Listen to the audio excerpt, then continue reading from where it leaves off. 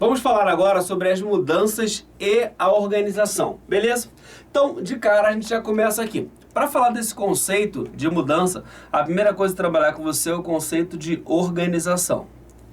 Toda vez que você vira isso aqui, ó, organização, você pensa em empresa, ok? E toda empresa ela vai ter a sua cultura organizacional, que falando de maneira bem simples e objetiva, seriam os costumes, o hábito, seria o modo de falar, a estrutura. E toda empresa, toda organização vai ter o seu clima organizacional. O clima, eu quero que você lembre de atmosfera, ok? Clima é atmosfera. Tem a mudança da cultura e do clima, o conceito de mudança, que aí a gente vai falar sobre Levin, o processo de mudança segundo Levin e o conceito de desenvolvimento, as fases da organização e as críticas às estruturas convencionais, que são aquelas chamadas de tradicionais, ok? Feito isso, você já sabe do que a gente vai falar exatamente nesse nosso vídeo. Então, vem comigo, bora papear. A primeira coisa que você vai ver é sistemas mecânicos versus sistemas orgânicos. E aí você vai descobrir que o desenvolvimento organizacional, ele quer sair de um sistema mecânico para um sistema orgânico, ok? A ideia é sair, fazer essa transição entre o sistema mecânico e vir para cá e se chamar de sistema orgânico. Então ele percebe que as teorias anteriores, muitas teorias administrativas, tinham a ênfase no sistema mecânico. E ele fala, não, peraí, aqui é diferente. Aqui é sistema orgânico. E o que muda de um sistema para o outro, além do nome? Quando você observa isso, a ênfase nos cargos e nos indivíduos é o sistema mecânico. O sistema orgânico, ele tem ênfase nos relacionamentos entre e dentro dos grupos, ou seja, vai falar dos T-grupos. Esse é já a primeira diferença. Enquanto um tem ênfase no cargo e no indivíduo, o outro, que é o sistema orgânico, que é algo mais flexível e dinâmico, o mecânico é mais engessado, o orgânico é mais flexível e dinâmico, ele vai ter ênfase no relacionamento dentro do grupo e dentro das pessoas do grupo. Show? Aqui. No sistema mecânico, o relacionamento é tipo autoridade, dependência. No sistema orgânico, ele já trabalha com a confiança e a crença como uma característica recíproca, ou seja, de ambas as partes existe essa questão. Então, sistema mecânico, ele já olha e fala assim, autoridade. E essa autoridade cria uma certa dependência da equipe para o líder. Já o outro é confiança e crença na reciprocidade. De acreditar que porque eu confio nele, ele vai confiar em mim, e a gente vai trabalhar com essa crença de reciprocidade, de trabalhar juntos, de um trabalho coletivo. E aí depois diz, no sistema mecânico, a ideia é rígida adesão à autoridade e a responsabilidade é dividida. Já no sistema orgânico existe uma interdependência e responsabilidade que é compartilhada entre os membros do grupo, ou seja, todo mundo tem responsabilidade e as pessoas se relacionam para melhorar, para desenvolver e para trabalhar de maneira conjunta. Já no outro, eu tenho sim uma adesão à autoridade e a responsabilidade é dividida. Aqui a responsabilidade ela é compartilhada e existe uma interdependência. Dividida é, eu sou responsável até aqui, você é responsável por... Eu sou responsável por A e você é responsável por B. Isso é dividido. Compartilhada. Somos responsáveis por A e B. Pegou a diferença? Então, pensando nisso, existe a divisão do trabalho e a supervisão rígida como característica de um sistema mecânico, tá? De um sistema mecânico. Já o sistema orgânico, ele tem a participação e a responsabilidade grupal, ou seja, falou mecânico, divisão de trabalho e supervisão rígida. Características das estruturas lineares, daquelas estruturas mais antigas e mais rígidas. Já o sistema orgânico é diferente. Ele olha e fala assim, opa, peraí, existe uma participação e uma responsabilidade grupal. Isso é que tem que ser visto. Depois ele segue falando assim pra gente. Processo decisório centralizado no sistema mecânico. Processo decisório centralizado. E o sistema orgânico, o processo decisório, ele é descentralizado. Percebeu a grande diferença? Processo decisório centralizado, mecânico. Rígido, centralizado. Autoridade, mecânico. Orgânico, descentralizado, flexível, compartilhado, é outro olhar. É um olhar muito mais moderno e participativo de gestão. O controle, rigidamente centralizado, e aqui o compartilhamento dessa responsabilidade do controle. Já no sistema mecânico, existe a solução de conflitos por meio da repressão e ou hostilidade. E no sistema orgânico, a solução de conflitos através de negociação ou solução de problemas. Falou hostilidade, mecânico. Solução de problemas, orgânico. São diferentes. E por serem diferentes, tem uma abordagem diferente e um olhar totalmente novo. Já que você conseguiu entender essa transição entre o sistema mecânico para o sistema orgânico, sempre que falar centralizado, rígido, autoridade, controle, hostilidade, mecânico, aqui ó, desse lado, orgânico, flexível, dinâmico, inovador, descentralizado, compartilhamento, é tudo orgânico. Beleza, fluiu. Show de bola. Vamos continuar agora e vamos falar sobre o iceberg da cultura organizacional. E aí é no iceberg da cultura organizacional que você começa a entender os elementos da cultura. Vou falar sobre os artefatos, os valores compartilhados e as pressuposições básicas. Bora papear. Olha aqui. O iceberg da cultura organizacional, imagina que isso aqui é um iceberg, tá? Imaginando que isso aqui é um iceberg, eu tenho os aspectos formais e abertos. E tem os aspectos informais e ocultos. Esse iceberg, tá? Eu vou até desenhar aqui um iceberg só para você ver. Imagina que isso aqui é um iceberg, beleza? Essa é a linha, isso aqui é a linha do oceano. Essa é a parte que você consegue ver. Estando num navio, o Leonardo DiCaprio, o Titanic, está lá no navio, ele olha e vê a ponta do iceberg. Essa ponta do iceberg, eu vou chamar de artefatos. Dentro da água que você não consegue verificar, o primeiro item é chamado de valores compartilhados, tá? O último item lá embaixo, que é a raiz do iceberg, são as pressuposições básicas. Isso é chamado de iceberg da cultura organizacional. E esse iceberg, ele vai ter elementos formais abertos e informais, beleza? Ele vai ter formais e informais. E aí a gente vai trabalhar isso agora detalhado. Eu só queria que você entendesse, quando eu falasse de iceberg da cultura organizacional, que você pensasse que existe a linha do oceano e o que você consegue ver é o que está por cima da água. Essa pontinha é artefatos. Dentro da água, a primeira coisa que você tem e que você só consegue ver se estiver dentro da água são os valores compartilhados. E lá embaixo eu tenho o nível mais profundo e oculto da minha cultura organizacional, que são chamadas pressuposições básicas. Até aqui fluiu. Vamos seguir para continuar nossa aula. O iceberg da cultura, eu tenho os aspectos formais, abertos, e informais e ocultos. Então, o que é a primeira pegadinha? A banca vai lá e fala assim, são aspectos formais ocultos. Se é formal é aberto, se é informal é oculto. Grava isso. Formal, aberto, percebe? Informal, oculto, porque não está ali claramente, nitidamente sobre aquilo. Ok? Vem cá. Esses aspectos formais e abertos, eu tenho a estrutura organizacional, ou seja, você consegue verificar no organograma, por exemplo, no desenho da organização, você consegue verificar isso aí sem problema nenhum.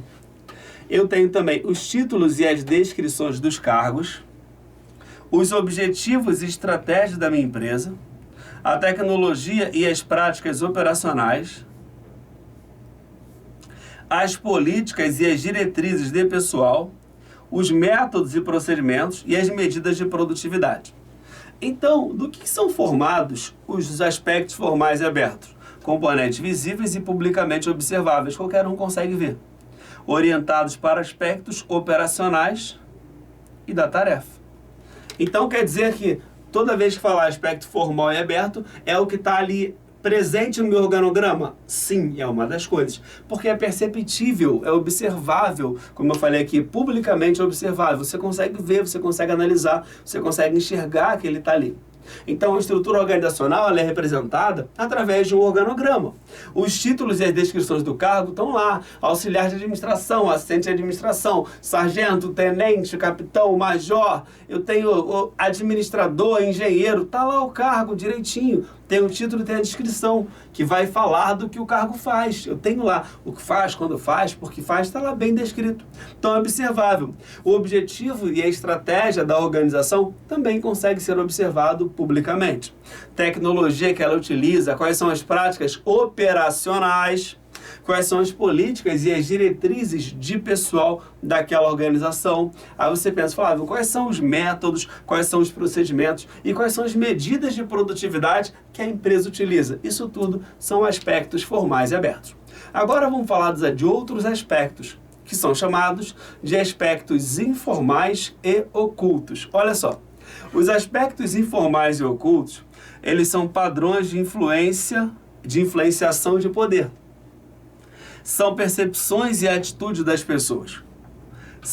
Percepção, sentimento e normas de grupo, crenças, valores e expectativas, padrões informais de integração, normas grupais e relações afetivas. Ou seja, eles são componentes invisíveis e cobertos, afetivos e emocionais, orientado para aspectos sociais e psicológicos. Se é orientado para aspecto social e psicológico, é por isso que a gente chama ele de aspecto informal e oculto. Porque, por exemplo, ele não está representado no meu organograma. Se eu for lá no meu organograma, eu não vou encontrar aquilo. Então, não está representado? Não, Flávio, não está representado. Ah, então tem padrões de influenciação e poder? Tenho, mas que não está no desenho. É informal, oculto, mas existe. Percepções e atitudes das pessoas. A percepção em relação àquelas atitudes, sim, então estou percebendo. É informal, mas eu consigo perceber.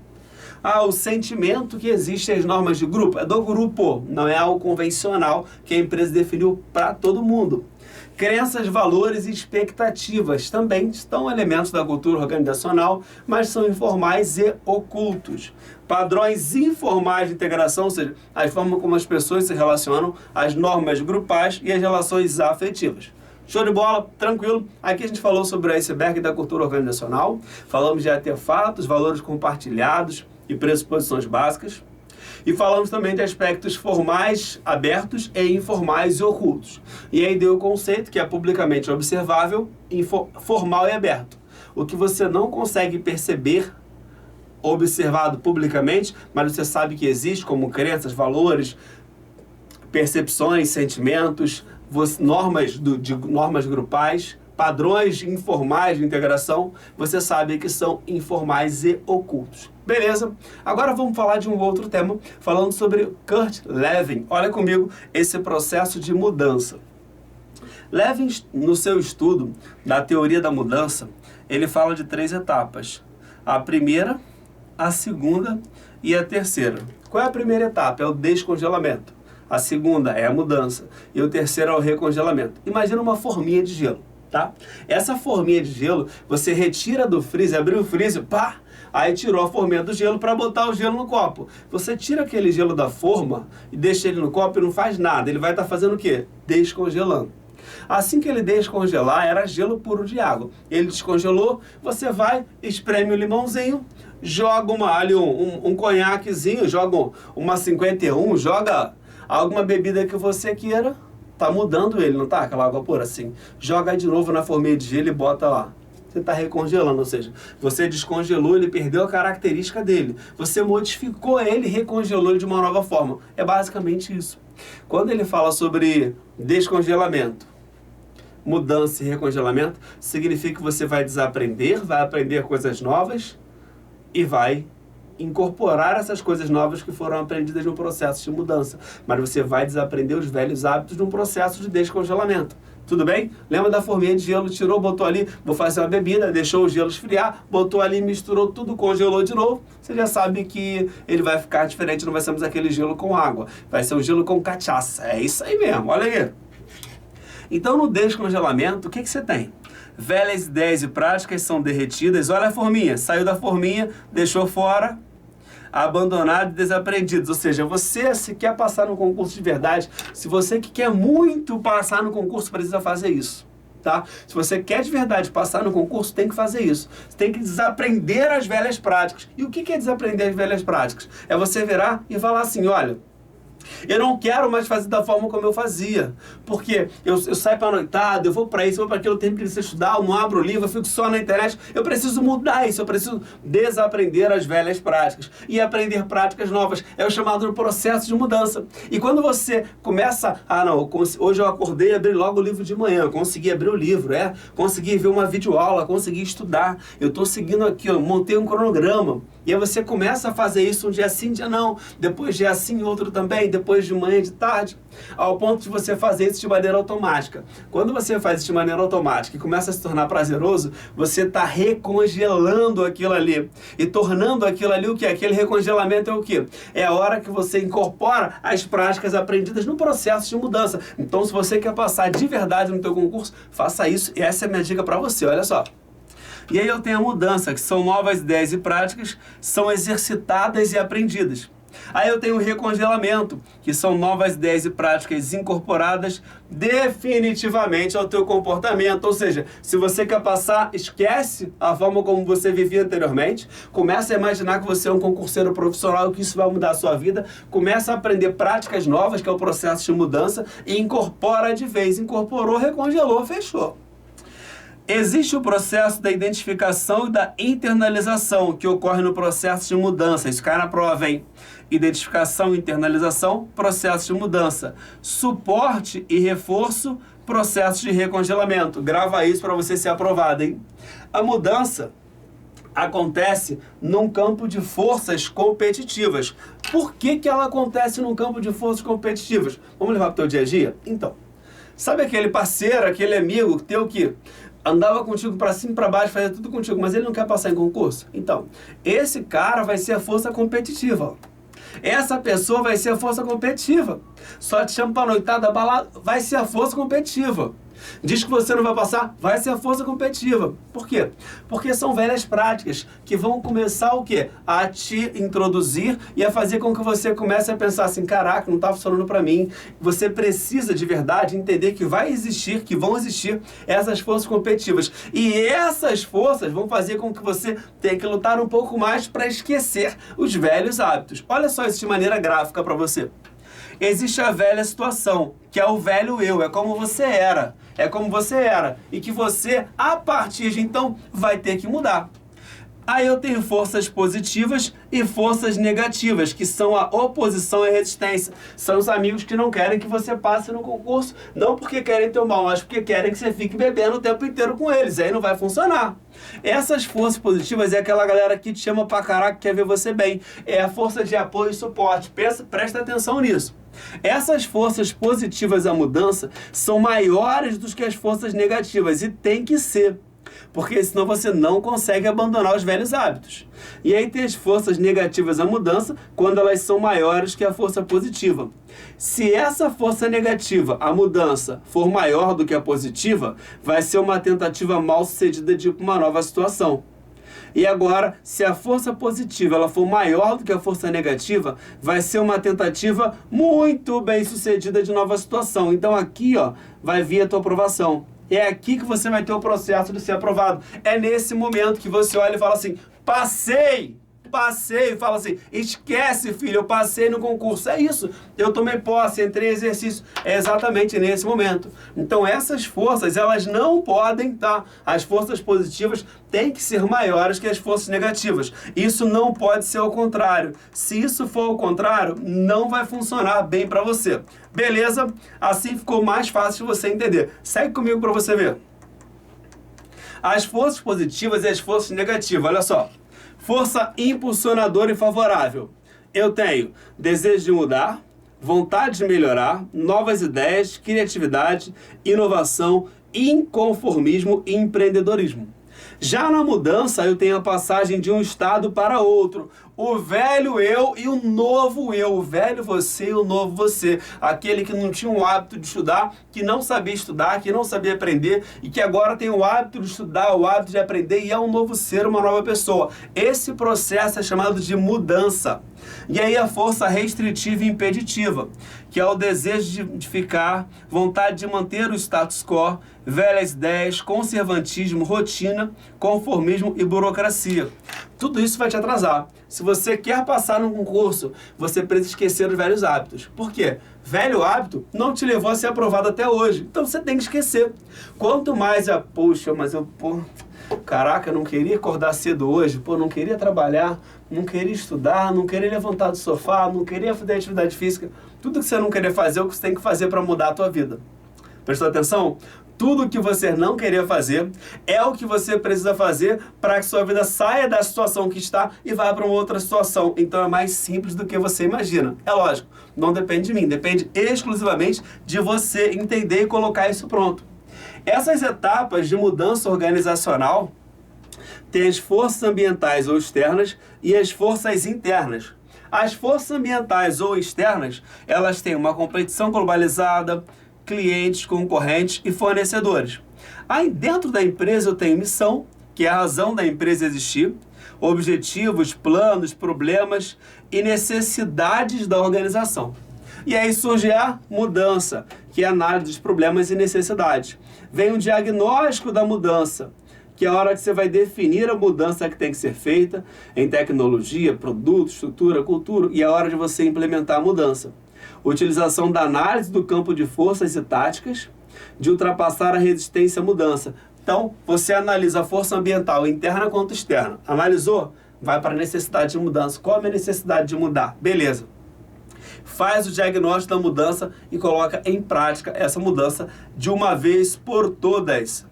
E aí vamos falar aqui sobre os tipos de mudança organizacional. Olha só.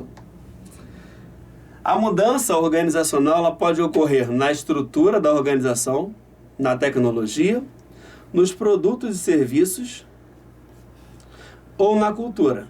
Se a mudança for na estrutura organizacional, ela exige um redesenho da empresa. Uma mudança de formato de trabalho, por exemplo, sair de uma estrutura linear e ir para uma estrutura matricial, uma nova configuração do negócio. Na tecnologia, você começa a largar a máquina de datilografia que você de repente não conhece, dependendo da sua idade, ou até conhece. E aí surgem novos equipamentos, surge o computador, surge o tablet, surge o sistema, novos processos de trabalho. E aí você começa a redesenhar o fluxo de trabalho, inclusive a necessidade de mão de obra. Se a mudança for no produto, você pode colocar um novo produto no mercado que atenda mais o seu cliente, tenha mais necessidade, um novo serviço ou um desenvolvimento de produtos e de novos clientes. Você começa a trazer produtos novos. Se a mudança for na cultura, você tem que ter uma atitude diferente. A percepção muda, a expectativa também. Surge uma nova mentalidade, novas habilidades e competências e, com isso, novos resultados.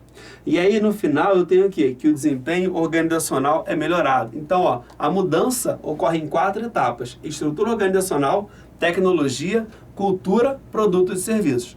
Grava isso e entende que falou de empresa, estrutura organizacional, mudança na estrutura organizacional. Vou redesenhar a minha forma de organograma, minha estrutura hierárquica da empresa. A mudança no produto ou serviço, colocar um produto novo, melhorar um produto para o novo cliente. A mudança na tecnologia, computador, sistema, tudo isso. A mudança na cultura, percepção e atitude. Grava isso e vamos embora. Falando de valores organizacionais, da administração tradicional, eu tenho uma avaliação negativa das pessoas.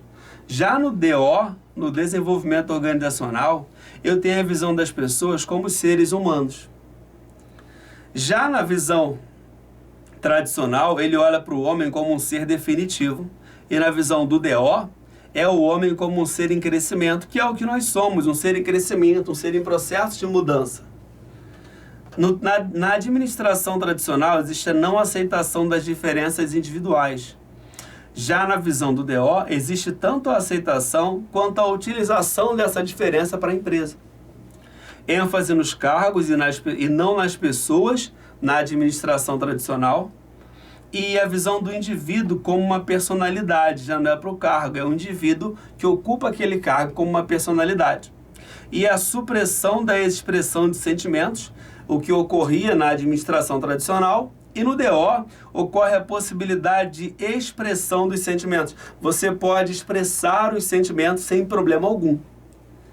Os valores organizacionais, por exemplo, uso de máscara e representação na administração tradicional, e no DO, a adoção de um comportamento autêntico, ou seja, não tente parecer o que você não é, seja autêntico, tenha características, as pessoas precisam olhar e saber quem você é de verdade. Existe o uso do status para manter prestígio e poder na administração tradicional. Já no DO, ele usa o status para atingir o objetivo da empresa. Aí já é um olhar diferente. O status não é para ser o teu poder, mas para atingir o que a empresa precisa alcançar. Até porque é teoria do desenvolvimento organizacional. Existe a desconfiança em relação às pessoas na administração tradicional e a confiança nas pessoas no DO. Fuga e aceitação de risco, fuga à aceitação de risco na administração tradicional.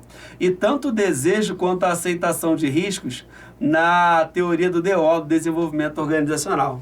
E por fim, para a gente fechar esse nosso bloco, ênfase na competição na administração tradicional e ênfase na colaboração na administração, olhando para o tópico do desenvolvimento organizacional. Ou seja, existe uma mudança muito grande entre os valores organizacionais da administração tradicional e do desenvolvimento organizacional. E isso pode e costuma ser cobrado na tua prova. Eu fico por aqui e a gente se vê no outro vídeo. Tchau, tchau!